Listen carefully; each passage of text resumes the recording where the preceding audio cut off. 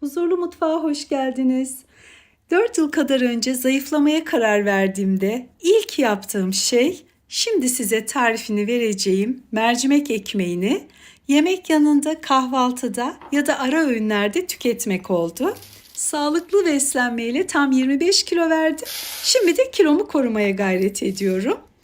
Onlarca, yüzlerce kez yaptığım mercimek ekmeğini yine bir çeşidiyle karşınızdayım. Hepsini kanalımda bulabilirsiniz.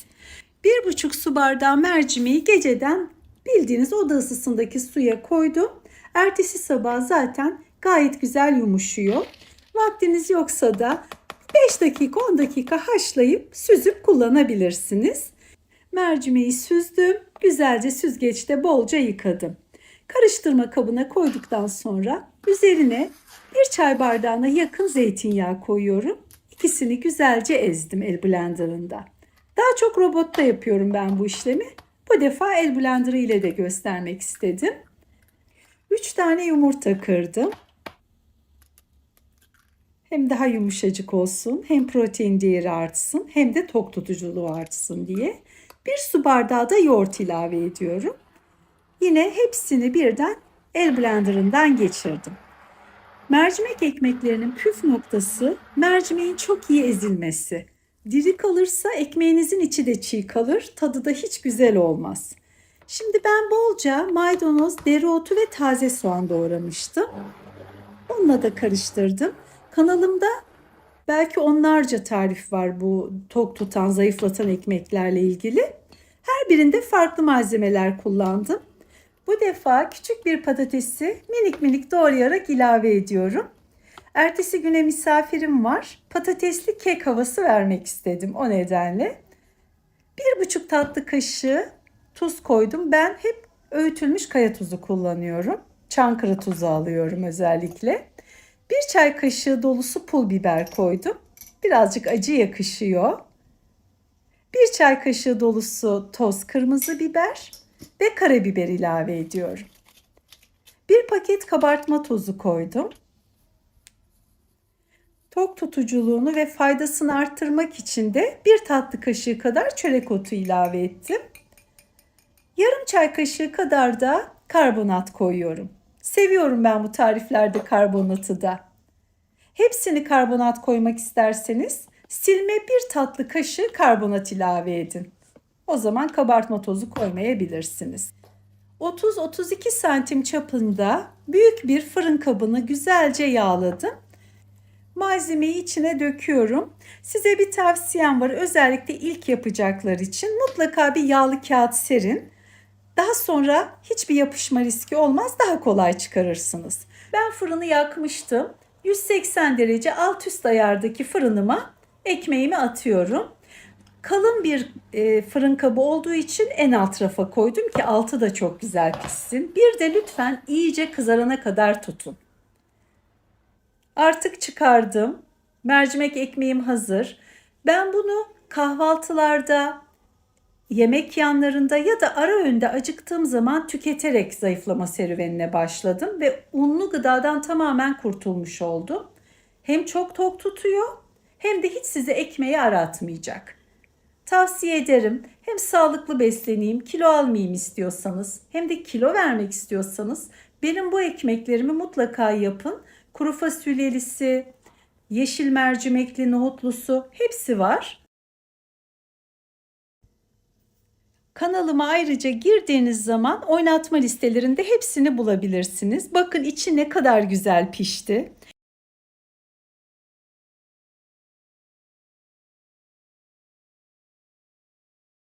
Şöyle bir tane yumurta kıralım. İçine 1,5 su bardağı süt ilave ediyorum. Bu bardaklar 300 mililitrelik. Ayran bardakları kocaman biliyorsunuz. 1,5 su bardağı alıyor. Şöyle bir karıştırayım. Bütün malzemelerim burada. Şöyle 1 su bardağı kadar birkaç peynir çeşidi var burada. Lor var, kaşar var. Biraz dereotum var. Maydanozum kalmamış. Dereotu koyacağım. Şöyle peyniri bol yağ. Fazla tuzlu istemiyorum. Bir çay kaşığı tuz. Şöyle bir çay kaşığı pul biber atacağım.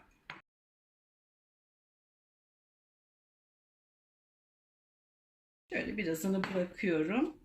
Bu esnada bir paketin yarısı kadar kabartma tozu koyuyorum.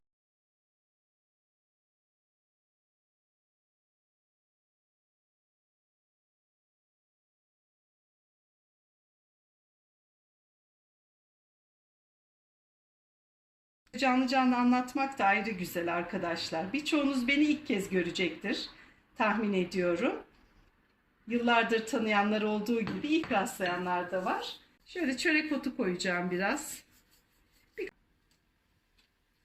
İşte bu kadar. Hepsi bu.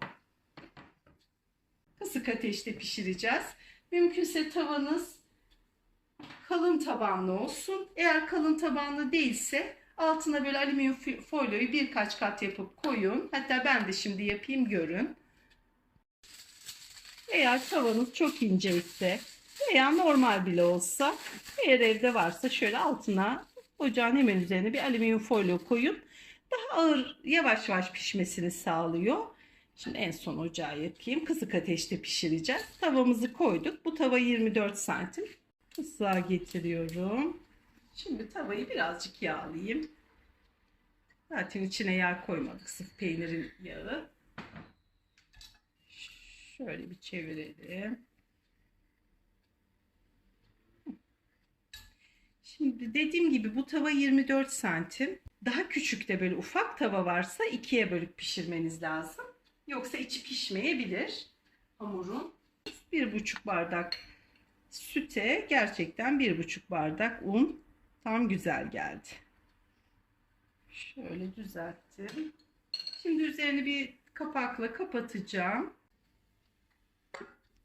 Kapatalım. Ocağımız kısıkta. Zannediyorum 15 dakika kadar sonra altı artık pişmiş olur. Çevirdik mi diğer kısmı zaten daha çabuk pişecek. 15 dakika sonra görüşmek üzere. Tam tamına 15 dakika geçti. Bakın, üzeri kurudu mu? Bu tarz tariflerin hepsi böyledir. Kekler de tuzlu ya da tatlı kekler de aynı şekilde. Üzeri kuruduğunda içi de pişmiş oluyor arkadaşlar. Çünkü ısı yukarı kadar gelmiş oluyor. Şöyle altına bakıyorum. Altına biraz daha zaman var. Demek ki bir 5 dakika daha. Şimdi tam 20 dakika oldu. Altı kızarmıştır.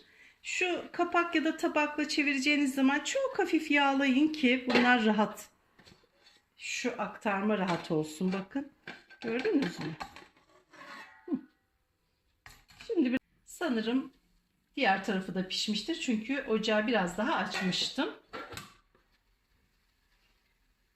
Şöyle 2 dakika daha kalsın derim. Ortası da kızarsın. Güzel bir kabardığı içi. Bakın şöyle göstereyim size. Dedim ya, diğer tarafta üzeri kuruyana kadar zaten o ısı onun içini pişiriyor. Tamamen pişmiş. Kızardığı an çevirip servis tabağıma alacağım. Çeviriyorum. Gayet çok güzel bir şey oldu. Peynirler sıcak henüz. Yanıltmasın sizi. Böyle sanki pişmemiş gibi görünebilir. Ama bolca kaşardı, mozzarella'ydı var içinde. Onlar daha sıcak henüz. Şimdi göstereceğim size içine. Bakın böyle güzel bir şey oldu. Beyaz peynir, lor peyniri, ne isterseniz koyarsınız. Henüz sıcacık pamuk gibi. Şöyle bir dilimine bakalım beraber. Aslında bu 8'e bölünür. Çok sıcak diye çok dağıtmak istemedim. Güzel bir şey oldu bu.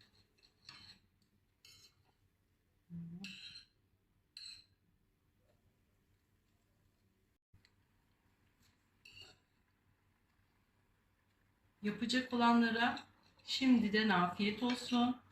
Elinize sağlık. Beğeni ve yorumlarınızı bekliyorum. Lütfen bana destek olun.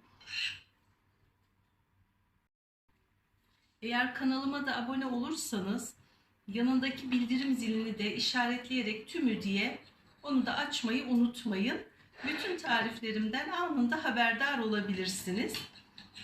Beni Instagram'da da Huzurlu Mutfak olarak takip edebilirsiniz. Şimdilik hoşça kalın. Tekrar en güzel tariflerde görüşmek üzere.